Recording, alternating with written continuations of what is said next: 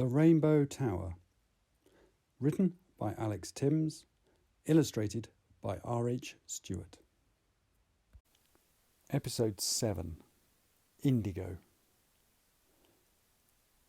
Jed climbed down into the hole in the floor, stamping on the bent metal as he went, trying to create a bigger opening. Below him, Trevor was stuck fast, his waistcoat snagged on the jagged bars. Jed could hear Trevor's laboured breathing as the big man forced to free himself, but he was only making his situation worse. Jed descended further, feeling the whole floor jolt around him. He had to reach Trevor, for they were running out of time. Jed kicked a sheet of reinforcing mesh, trying to bend it back further. Once this was out the way, he could reach Trevor. The concrete lurched again. At last Jed was through. He wrenched the torn waistcoat from Trevor's back and hauled the big man upwards. By this time, both of them were covered in cuts and grazes. Jed shoved Trevor up ahead of him, and after what felt like an age, Trevor collapsed onto the atrium's marble floor. As Jed emerged, he saw Mrs. F begin to run back inside towards them. "Stay there!" he yelled at her, feeling a particularly violent tremor beneath him. Heavy stone floor tiles were popping out of place all around them in clouds of dust and concrete. Jed dragged the exhausted Trevor to his feet. "We have to move!" Together they began a faltering run towards the door. Mrs. F waited anxiously just inside for them, but of Lily there was no sign. Trevor stumbled on one of the stones, and it was all Jed could do to keep the big man upright. They'd only just set off again, when this time both of them fell. The floor had tipped upwards, throwing them off balance and sending them crashing painfully down onto the broken tiles. There was another shudder from beneath, and suddenly the floor between them and the door exploded into the air. Something had blasted through the concrete. The air in the atrium was no longer warm and comforting, but was fetid and full of dust. Jed peered through the dust cloud and saw part of the mass had punched its way through the floor. Twisted metal tore at its sides as it rose, but it didn't seem to care or notice. Jed hauled Trevor away, half dragging him towards some desks in front of the glass lifts at the far end of the warm wall. The mass hadn't cut them off from all the doors yet, and there was still a chance they could make it out. Trevor made to say something. "Shh!" Jed hissed. "Be as quiet as possible. It's going for the alarm on the open door." They struggled on as the mass wavered at the far end of the atrium, searching for the source of the noise. Not far now, and they'd be out and away. "All mobile telephones and other communication devices must be surrendered to security." The message blared out in a commanding voice from the desk, just as Jed and Trevor reached it. Jed froze. What did the fool think he was doing, making a noise like that? Couldn't he see the mass? He looked towards the desk to see it deserted. What was going on? "All mobile," it began again, this time louder. As he stared in horror at the desk, Jed could tell the noise was coming from the speaker mounted on top. It was louder this time because the message was delivered with such force that it had shaken the dust covering off the speaker grill. Trevor was wheezing beside him as Jed glanced backwards towards the mass. To his horror, it too had heard the message. "Come on!" Jed grabbed Trevor and hauled him towards the doors. At the same time, the mass crashed down onto the floor and ploughed its way towards them, trying to cut off their escape. It pushed a bow wave of marble and concrete ahead of it as it cut a furrow for right where Jed and Trevor were fleeing. If Jed had been on his own, he would have made it. But Trevor couldn't run as fast, especially over the debris-strewn floor. In despair, Jed saw the bow wave and then the body of the mass block the doors from view. They were trapped. "All mobile telephone," the voice began again. Jed wanted to smash the desk to pieces. What were they to do now? The lifts," Trevor wheezed, nodding his head towards the glass cylinders behind the security desk. Only way out. They struggled back as the mass began to swell. From behind the creature, Jed could hear someone shouting. It was Mrs. F. "Run!" Jed shouted back. "Leave us! We can't make it!" "But my boys!" came the reply. But Jed couldn't hear above the noise of the security voice and that of the mass as it smashed its way after them. More alarms sounded as Jed and Trevor shoved their way past the security desks. They collapsed into one of the glass cylinders, and Trevor stabbed the up button on the brass panel just inside the door. With a shudder, the glass doors closed, muffling the alarms outside, and accompanied by a grating squeal, the lift began to crawl upwards. "All mobile telephones and other—" Jed watched through the glass as the mass headed for the desk. It smashed down on the voice, cutting the message off mid-sentence. Jed pushed Trevor to the floor as a hail of debris flew their way. The glass walls of the lift shattered under the impact, disintegrating into tiny beads of glass that showered over them. Suddenly, all the sounds were back. Strangled and sickly alarms mixed with the noise of destruction. "My boys!" It was Mrs. F. still calling to them. Jed looked up.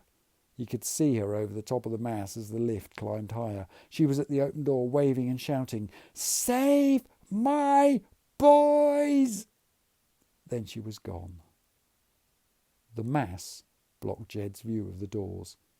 It was swelling as the lift climbed higher, almost filling the floor of the atrium. Jed stood up, certain the mass was following them. For the moment, however, all it seemed to be able to do was keep pace with them. "Why did that alarm have to go off?" he cursed. He leant on the brass rail that was the only thing between him and the ever-increasing drop. "Because," Trevor panted next to him, "that device I gave you..." He had to stop to gulp in more air as he struggled to his feet. "Is a mobile telephone." Jed pulled the device out of his pocket. "It helped in the pipe, but if all it's going to do is call that thing to us, we're better off without it." And he made to throw the mobile over the edge. "No!" Trevor grabbed his arm. "It was your mother's. She gave it to me to keep safe for you." Jed stared at him. "You knew my mother?" Trevor didn't meet his gaze. "Yes," he replied wretchedly. "But you never said. All this time you—" "I'm sorry," Trevor interrupted. "I was going to tell you." "What, when we're 50 stories up in a busted lift overlooking some unspeakable monster?" "No," Trevor shouted. "No, not like this. I still love your mother. It was too hard to talk about." "You said you weren't my father." "I'm not. Your mother never loved me back," Trevor went on, looking out over the atrium as they went past more floors and balconies. He gave a small, ironic laugh. "There's always been too much of me to love," he said, looking down at himself. "There was a plot against your mother, some kind of takeover. She found out they were planning to use her family to put pressure on her to resign. She asked me to take you away, somewhere safe." Jed's brain seemed to have stopped working. He felt numbed as all his emotions battled to be heard. "I should have told you before, I know," Trevor said, looking suddenly deflated. "Before all this." Jed didn't know what to say. He didn't know whether to shout at or punch Trevor for not telling him, or to scream that he didn't care, so why had he bothered telling him now, or to ask her name, ask about her, or what about his father? Standing looking over the glittering destruction below, it was too much. He stared down vertically at the mass chasing them as it swelled from the bottom, swallowing the rails on which the lift ran. His overwhelming feeling was disappointment. Disappointment that he had always assumed he and Trevor were partners. Trevor the brain and Jed the brawn. Now he realised it wasn't an equal partnership at all. Among all this chaos, when Jed needed Trevor to be strong and be someone to follow, Trevor appeared flawed and weak. Disappointment that he could have found out so much more, that now it wouldn't matter anyway. That's when he saw the counterweight, zipping down the rails towards the mass. That's when Jed realised why the mass had been biding its time below them. It was just like the weight on the recycling floor. As soon as it severed that cable, he and Trevor would fall right where it wanted. "We have to get off," Jed gritted.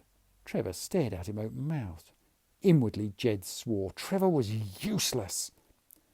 Not waiting for Trevor to recover his composure, Jed glanced over the edge. The counterweight was nearly there. There wasn't time. He grabbed the handrail and kicked at the corner upright, holding it in place, bending it slightly. He felt the rail loosen in his hands, and he kicked again. The rail fell out of the holding ring in the corner post. Jed didn't wait. "We need to get off now." Trevor gawped at him. "What are you doing?" Jed hefted the rail. "More than you! Look, when I ram this in the rails, we won't have long." Trevor didn't move. Jed grabbed him and pulled him close. Trevor opened his mouth to say something, but Jed wasn't listening. As they passed the next set of doors, he made to smash the glass, ready to stop the car. Before he could, Trevor calmly reached out and pressed the stop button on the panel beside them. The lift immediately halted. It was Jed's turn to stare at Trevor. The man was infuriating. "Well, go on then," Trevor said, nodding at the doors. "You should be able to prise them open easily with that thing." Jed did so, and they both fell through the opening as the doors snapped shut behind them. "Now, what is all this about?" Trevor asked. "The counterweight," Jed replied. "Once it severed that, we'd have had it." Behind them, the lift lurched, dropped a fraction, then stuck fast, listing slightly. "All lifts have emergency brakes," Trevor explained. "We wouldn't have fallen. We really were in no danger." No sooner had Trevor said this than a cable suddenly whipped up from below, ricocheting off the glass balconies and smashing them into millions of glittering fragments. Not long after, there was a groaning sound, and the remains of the lift shot back down, falling out of its guide rails, which had been prized apart lower down. The violent roar from below told them of the mass's disappointment at finding the car empty. "Ah," Trevor said. "Maybe I wasn't entirely correct." Jed looked around. Which way did they go now? As if reading his mind, Trevor motioned to a sign. "Well, that means more lifts that way," he said. "No more lifts," Jed gritted. Instead, they hurried to the corridor, as crashing behind them announced the mass had broken onto their floor. However, as soon as they rounded the corner, they had to stop. There in front of them, sealing the corridor, was an impassable wall of rough-looking concrete. Jed shoved open the nearest door to find the concrete had been poured right across the middle of that room as well. "We're trapped," he said, returning to Trevor. Trevor pointed to another sign, this time of a white man on a green background climbing 3 steps. "This way, the stairs." Again, they ran down a corridor, and once again there was a rough wall sealing off the end. However, there was another sign of the man and the steps pointing to a door just before the concrete. They hurried through as the plasterboard walls back down the corridor blew apart.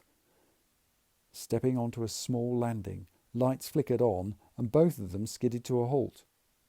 There were steps, but not the 3 shown on the sign. Here, the stairs went up forever. Metal stairs piled one on top of another as far as the eye could see, the delicate latticework treads allowing them to look up for what felt like forever. "Leave me," Trevor said, his shoulders slumping. "Go.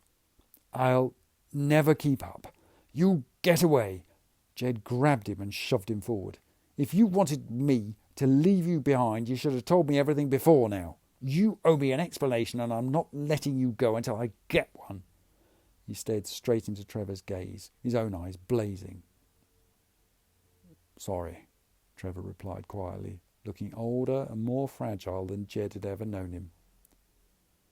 They had only taken a couple of steps up the stairs as the door behind flew inwards, accompanied by a blast of foul air. The mass had arrived. Thank you very much for listening to The Rainbow Tower. To see more of R H Stewart's excellent artwork, you'll find him on Instagram at roy.hootson.stewart. For Alex Tymms, why not try the novel OutCaste at ao3.com? Or, for something completely different, check out the Amier series on YouTube or at amier.com, also by Alex Tymms.